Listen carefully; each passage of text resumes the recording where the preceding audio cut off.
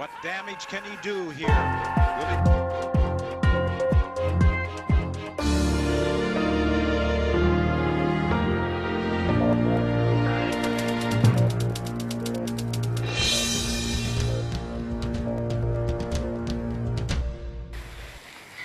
Reggie Lightning Rod, Vincent Steele, and Jack Hammer. Together, they are First News Team. Good morning, people of Kentucky.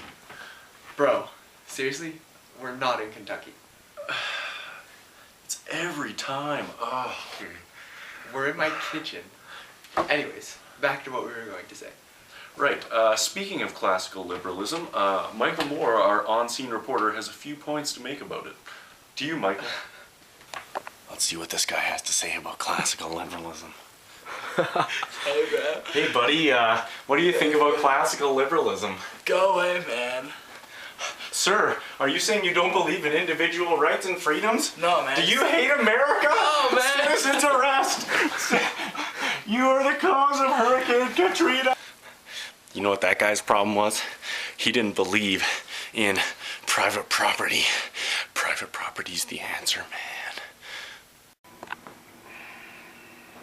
We're going to court again, aren't we? Yeah, probably. But that's beside the point. He did actually mention a few good points on classical liberalism. Yeah, I guess that's true. He did mention the primacy of individual rights and freedoms. Yeah, and he also did mention that we have the right to own our own property. And with classical liberalism, there's little government involvement. So why is that important? Well, it gives the people more freedom and the chance to prosper. Well, if you can prosper, then what's with the homeless people? Well, see, Reggie, in those cases, it demonstrates that people can both prosper or fail. And sometimes failure can be harsh. Well, Vincent, I do agree with your points, but let's see what the public has to say about this. Let's just hope it's better than this Michael Moore segment we just had. And now we will send it over to Jack Hammer for a closer look into things. Thanks, Vincent Reggie. I'm here with... Who are you exactly? Tamagotchi Omaga. Alright, I'm going to ask you a few questions. Yes, okay. Do you like freedom? Yeah! Do you like money? Yeah! One more question. Do you like being able to voice your opinion? Yeah! And that proves it. Classical liberalism is liked among many. Back to you, Reggie and Vincent. Yes.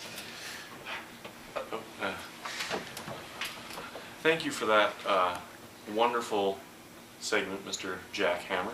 And back with classical liberalism. Yes, did you know classical liberalism embraces the rule of law and had a large period of time where urbanization was happening? The rule of law, is that where everyone was tried equally in front of the law? Yeah, and urbanization is when there's large groups of citizens that move from the country to the city. That was because of the Enclosure Acts. It forced small farms to close down, and the farmers had to find other work, which usually meant work in factories. Yeah, and these are just a few more reasons why classical liberalism was loved so much.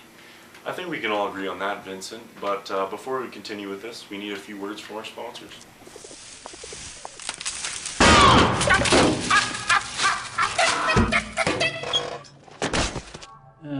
What's up with Gary? Well, every time he craves Doritos, he turns into a bird of prey. Really? A bird?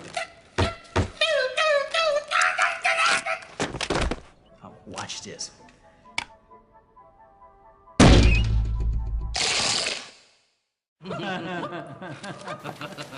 Those commercials are pretty creative, hey? Yeah, it kind of reminds me of the Renaissance. Did you know the creativity that they showed during the Renaissance really helped to contribute to classical liberalism? Of course, but most of these ideas originated from the Enlightenment period. Yeah, and lastly, before we let you go back to curling, we'd like to mention the new class created by entrepreneurs during that period, and it was called the Nouveau Riche. Yeah, and those were just people who made a lot of money. And that brings us to the end of this broadcast, so thanks for listening. Stay golden, Kentucky. Oh my gosh!